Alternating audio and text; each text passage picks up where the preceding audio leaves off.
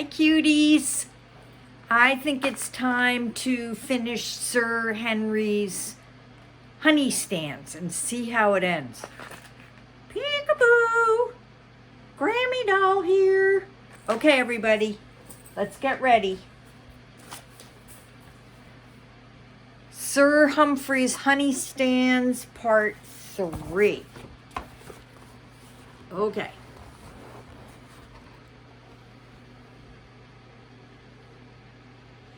Later, when Freddie the Fox arrived, he strutted into the parlor after Reginald had announced him. "Say there, Sir H, what's up? Got a problem I can help you iron out? Say, thanks again for overlooking that honey jar mix-up." "Be quiet, you," Sir Humphrey pointed with his big paw. "You are a worthless servant." "Huh? First you steal from me, that's bad enough. Then you go and have a respectable mole thrown into prison. Oh, I got you.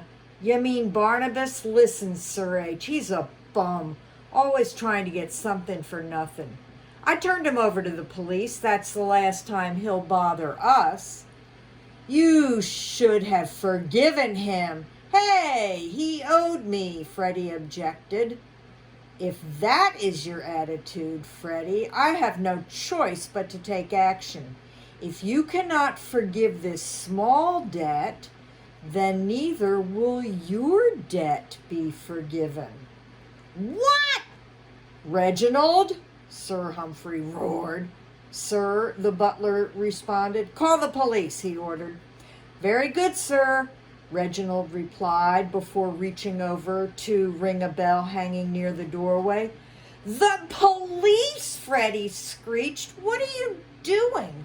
"Freddie," Sir Humphrey explained, "you will be residing in the local jail until you pay back all the honey you owe me." But, the fox stuttered, You can't do that." "Reginald, are my other guests here yet?" "Yes, sir," the butler responded. "Shall I show them in?" "Yes, Reginald," Sir Humphrey said with a smile. "Show them in."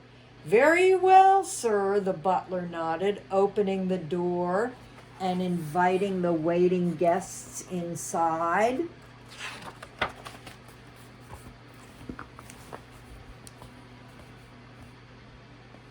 Freddie's eyes got big when he saw Barnabas walk in. "What's he doing here? How did he get out of jail so fast? And hey, why aren't you at your honey stand?" Freddie asked Mrs. Rabbit. "They are here at my request," Sir Humphrey explained. "Mr. Barnabas will soon be managing one of my honey stands." "Excuse me." "What?" Freddie said in amazement. "What do you say to that, Mr. Barnabas?" Sir Humphrey asked. "Why, I would be honored soon, sir," Barnabas replied politely. "You'll be taking Mrs. Rabbit's place," the wealthy bear continued. "But, sir," Mrs. Rabbit whimpered. Mrs. Rabbit, you will be taking Mr. Fox's job as chief over all of my honey stand operations." "Oh, thank you, Sir Humphrey," Mrs. Rabbit gasped in delighted astonishment. "What about me?" Freddie asked. "What am I going to do?" "You, Mr. Fox, are going to jail," Sir Humphrey said. You can't do this. You just can't," Freddie protested.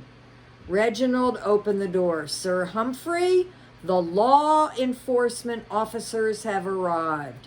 "This is him, officers," Sir Humphrey pointed. "Freddie the Fox."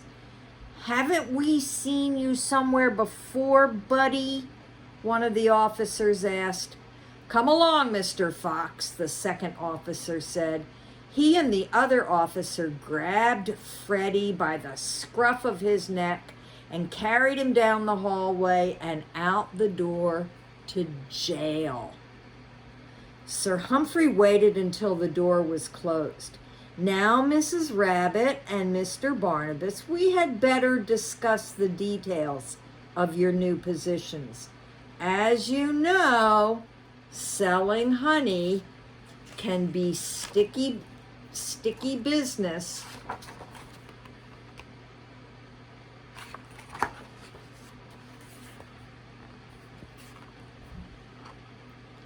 And so Sir Humphrey entrusted his honey stand business to Mrs. Rabbit and Barnabas the Mole.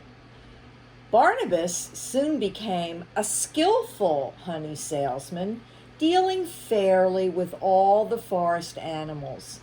Mrs. Rabbit went on to do a splendid job of handling Humphries Honeystands, keeping careful records on every jar of Sir Humphrey's honey.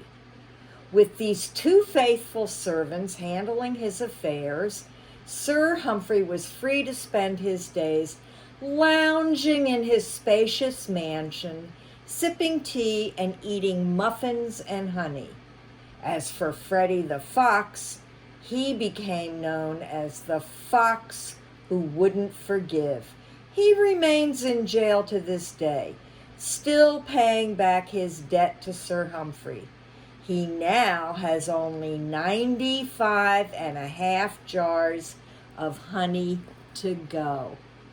The end. I hope you like that. That's the end of Sir Humphrey's Honeystands. So we will now move on to another book. Mwah! I love you. Bye.